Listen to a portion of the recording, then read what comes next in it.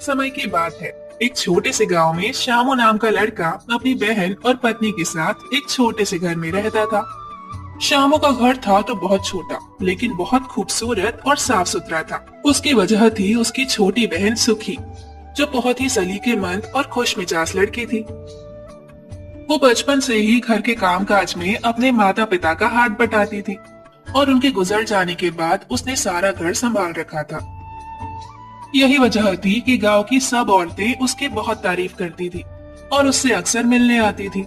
लेकिन ये बात उसकी भाभी अग्नि यानी श्यामू की बीवी को बिल्कुल ही पसंद नहीं आती थी और वो जलन के मारे हर वक्त सुखी से लड़ती रहती थी।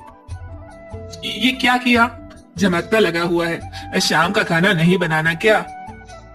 बस भाभी, और थोड़े से ग्राहक और रह गए हैं, इनको निपटा कर मैं आती हूँ। अग्नि की बात सुनकर सुखी ग्राहकों को जल्दी जल्दी निपटाने लगती है। सुखी अपनी भाभी की हरकतों से बहुत परेशान रहती थी और जब से उसने घर के बाहर बेकरी बनाई थी, तब से अग्नि ने उसके नाक में दम कर रखा था। असल में चंद माह पहले सुखी ने एक मिट्टी का अवन बनाया था और वो उस अवन में तरह तरह की खस्ता कुकीज और नॉन बनाती थी।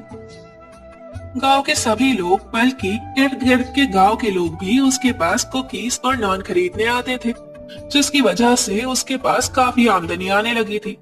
लेकिन ये बात उसकी भाभी को एक आग भी नहीं भाती थी।